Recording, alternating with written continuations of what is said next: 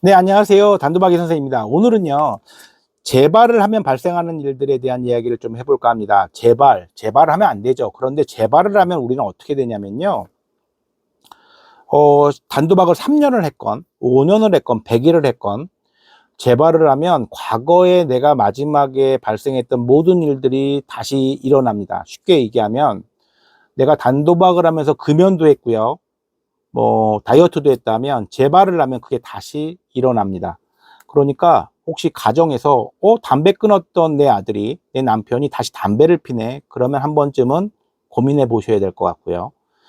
그러니까 예를 들면 이런 말이 있어요. 10년을 단도박했던 사람이 재벌을 하면 30분 만에 10년 전의 모습으로 돌아간다. 그런데 이게 치명적인 게 뭐냐면, 저희 회복으로 가는 길에는 이렇게 조금 도박 중독으로 발생한 2차적인 범죄 문제를 많이 다루고 있잖아요. 뭐 사채가 있던, 그게 도벽이던, 절도, 도박 중독 자금 때문에, 아니면은 또 뭐 있을까요? 중고나라 사기, 보이스피싱에 가담하는 그런 인출책, 이런 부분들인 거예요. 그런데 이게 모든 도박 중독에 걸린 분들에게 발생하는 일은 아니지만, 자신의 도박 문제에 이런 문제가 있어서 마지막까지 갔던 경험을 했던 사람들은요, 내가 도박 중독이 다시 재발하면 그 기간과 상관없이 그 문제가 다시 발생한다는 거죠. 참 안타까운 건데, 이게 법적인 문제랑 좀 복잡해집니다. 자, 우리나라에 이런 말이 있습니다. 초범은 대통령백보다 세다. 이게 무슨 뜻일까요? 판사들이 보기에 초범은요, 다 용서를 해준다는 거죠. 실수였을 거야. 그런데 똑같은 동종범죄가 또 발생을 했다. 이때부터는 정말로 너무나 선입관을 보고 봅니다. 그래서 뭐가 문제냐?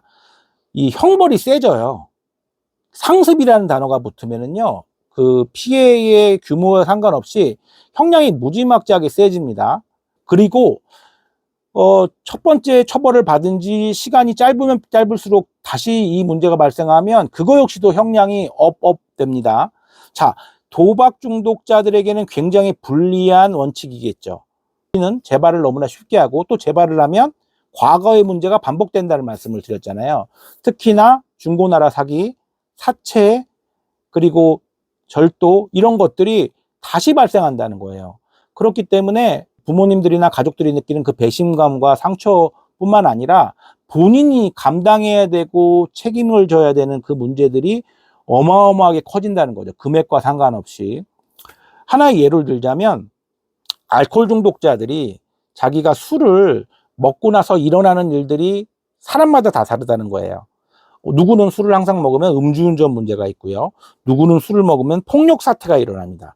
또 누구는 술을 먹으면 그렇게 성추행이나 성과 관련된 문제를 발생하고요. 또 누구는 술을 먹으면 그냥 길바닥에서 잠을 자는, 노상에서 그런 문제도 있는 거예요. 이걸 우리가 소위 말하는 주사라고 하는데, 알코올 중독자들은 술을 먹고 싶지만 이 뒷부분은 조절을 할 수 있다는 착각을 하는 거죠. 우리 도박 중독자랑 똑같습니다.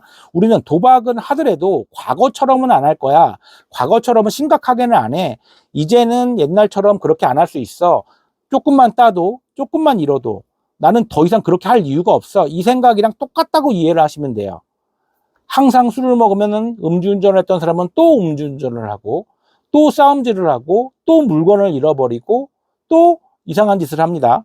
마찬가지예요. 이 중독은 이걸 뗄 수가 없기 때문에 알코올 중독자들에게 술을 끊으라고 얘기하는 것처럼, 우리가 도박은 하되 저는 중고나라 사기는 안 할 수 있어요. 저는 범죄에 가입하지 않을 수 있습니다. 저는 사채를 쓰지 않을 거예요. 이 말을 지킬 수 없는 약속이라는 것을, 이 병이 붙어 있다고 인정해 주시면 돼요. 재발을 할 경우에는 단순히 내가 도박을 또 재발했어가 아니라 본인의 그 밑바닥을 또 볼 수밖에 없다는 거죠. 본인이 그 밑바닥을 볼 경우에 그 옆에서 같이 있는 가족들의 상처는요, 이루 말할 수가 없습니다. 자, 최근 들어 회복으로 가는 길을 이용하는 우리 회원들 중에 젊은 친구들이 많이 구속이 됐습니다. 정말 구속된 사유를 이야기하자면 금액도 말도 안 되게 작은 금액이고요. 그 다음에 사건 자체도 정말 실수라고 봐도 무방할 만큼의 작은 일들인데, 과거에 있었던 일들이 너무 쌓였다 보니까, 다 어떻게 보면은 평생 살면서 한 번도 가보지 않을 구치소나 교도소를 너무나 자주 가게 되는 일들이 발생하는 거예요. 그 친구들이 요번에 또 잘 이겨내고 출소를 한다 할지라도 아까 말한 대로 우리나라 이 형사처벌법은 또다시 문제가 일어나면은 과거에 비해서 더 민감하게 더 큰 형량을 처벌하기 때문에 그 위험성은 또 있다는 거죠. 자, 어쨌든 너무나 마음 안타까운 일들이 많이 발생을 하기 때문에 이 영상을 보고 있고 과거에 내가 그런 일을 겪었던 중독자들과 그 가족들은요, 꼭 명심하셔야 됩니다. 재발을 할 경우에는 모든 문제가 다시 다 살아난다는 것을 꼭 명심하시고, 재발은 필수란 말도 있겠지만 안 할 수만 있으면 안 하면 좋겠습니다. 재발이라는 거는 너무나 그 깊이가 마치 검은 바다의 심해로 기어들어가는 그런 만큼의 아픔과 무서움이 있는 거거든요.